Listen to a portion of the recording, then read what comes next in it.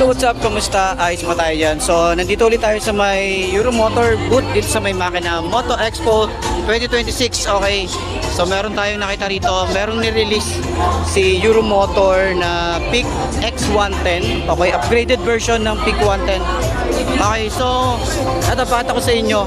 Ito malamang ilalabas din to soon para at least ma-vlog natin or maikutan natin. So syempre mabawi ako sa inyo na may vlog to sa mga branch nila.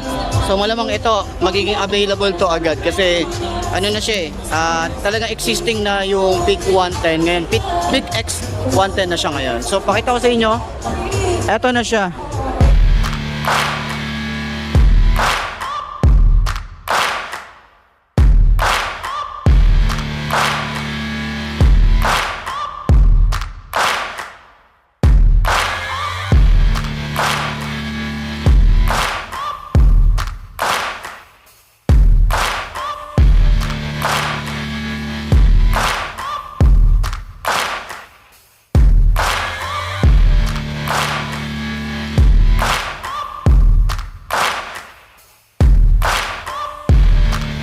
Ayan, meron tayo rito ang projected lamp.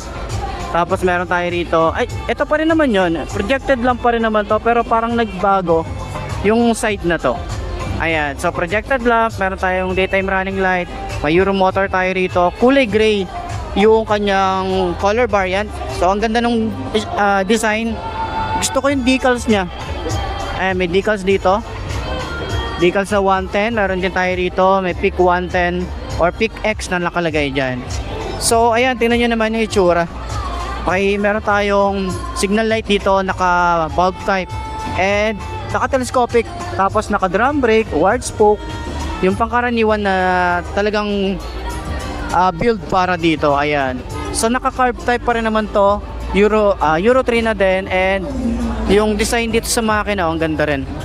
Ito yung Euromotor, meron tayong Euromotor dito, may kickstart pa rin naman tayo rito, rear brake pedal, maganda yung tambucho. Maganda talaga yung motor kapag talagang nalilinisan, doon lumalabas talaga yung kakayahan niya or yung ganda niya para sa akin.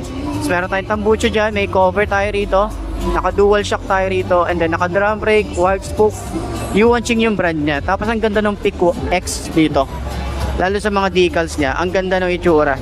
So antabayanan natin kung ano ba yung mga colorway or color variant na ilalabas ni Euromotor pagdating dito sa PIC X110. Okay, so ang kagandahan pala, upgraded dito, meron na rin tayo rito digital. Ayan o, digital panel na tayo rito.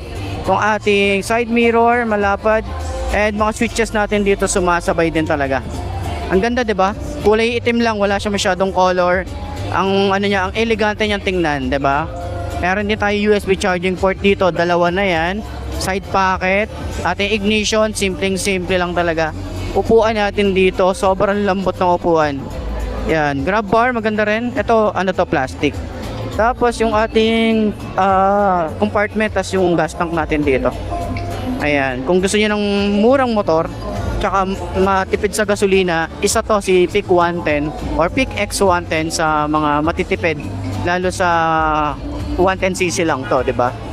So ayan, yung ating tail light, meron tayong LED rito, tapos signal light niya LED rin.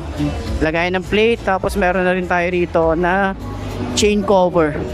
Ayan, dual head shifter. Ayan, yan yung kabuuan niya. So antabayanan nyo na lang yung ating walk around para dito, okay? So sa lahat ng mga gustong bumili ng ganitong motorcycle, at tabayanan nyo yung walk around natin para dito sa mga motorcycle ni Euromotor na inilalabas nila ngayon 2026. So ayun, sana nakatulong tong video na to sa lahat ng mga gustong bumili ng mga bagong motor ngayon 2026. Okay, so ayun, puntahan nyo na lang dito or puntahan nyo na lang yung mga pinakamalalapit na branch dyan sa lugar nyo. Okay, update ko na lang din kayo kung magkano nga ba ang ganitong motorcycle. Ayos siya.